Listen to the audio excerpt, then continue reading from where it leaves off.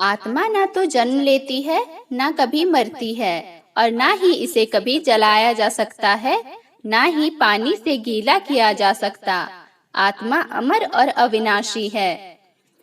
अगर व्यक्ति शिक्षा से पहले संस्कार, व्यापार से पहले व्यवहार और भगवान से पहले माता पिता को पहचान ले, तो जिंदगी में कभी कोई कठिनाई नहीं आती। विषयों का चिंतन करने से विषयों की आसक्ति होती है, आसक्ति से इच्छा उत्पन्न होती है और इच्छा से क्रोध उत्पन्न होता है, क्रोध से सम्मोहन और अविवेक उत्पन्न होता है। कृष्ण कहते हैं, जैसे प्राणी अपने पुराने कपड़े उतारकर फेंक देता है और नए वस्त्रों को धारण करता है, उसी प्रकार यह आत्मा पुराने शरीर से त्याग करके नया शरीर प्राप्त करती है। तुम उसके लिए शोक करते हो जो शोक करने के योग्य नहीं है, और फिर भी ज्ञान की बातें करते हो। बुद्धिमान व्यक्ति न जीवित और न ही मृत व्यक्ति के लिए शोक करता है।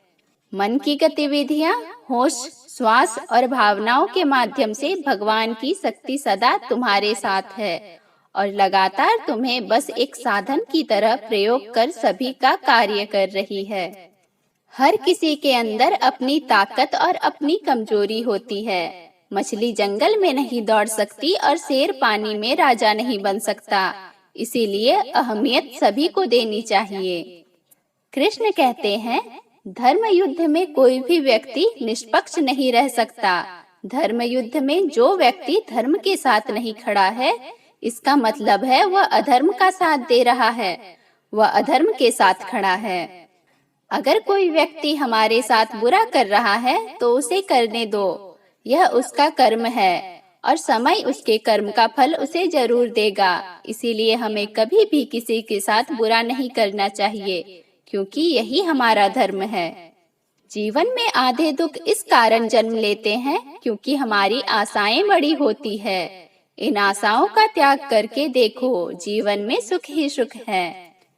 कृष्ण कहते हैं, उससे मत डरो जो वास्तविक में नहीं है, न कभी न कभी होगा। जो वास्तविक है वो हमेशा था, उसे कभी नष्ट नहीं किया जा सकता। जो हुआ अच्छा हुआ, जो होगा अच्छा होगा। स्वयं को मुझ पर छोड़ दो, अपने कर्म पर ध्यान दो। कर्म ऐसा हो स्वार्थ रहित, पाप रहित हो। हमेशा छोटी छोटी गलतियों से बचने की कोशिश किया करो, क्योंकि इंसान पहाड़ों से नहीं पत्थरों से ठोकर खाता है। कृष्ण कहते हैं, शांति से भी दुखों का अंत हो जाता है और शांत चित्त मनुष्य ही बुद्धि शीघ्र ही स्थिर होकर परमात्मा से युक्त हो जाती है। अपनी पीड़ा के लिए संसार को दोष मत दो, अपने मन को समझाओ। तुम्हारे मन का परिवर्तन ही तुम्हारे दुखों का अंत है। श्री कृष्ण कहते हैं, एक बार माफ करके अच्छा बन जाओ, पर दोबारा उसी इंसान पर भरोसा करके बेवकूफ मत बनो। इच्छा पूरी नहीं होती तो क्रोध बढ़ता है, इच्छा पूरी होती है तो लोभ बढ़ता है। इसीलिए जीवन की हर स्थिति में धैर्य बनाए रखना चाहिए।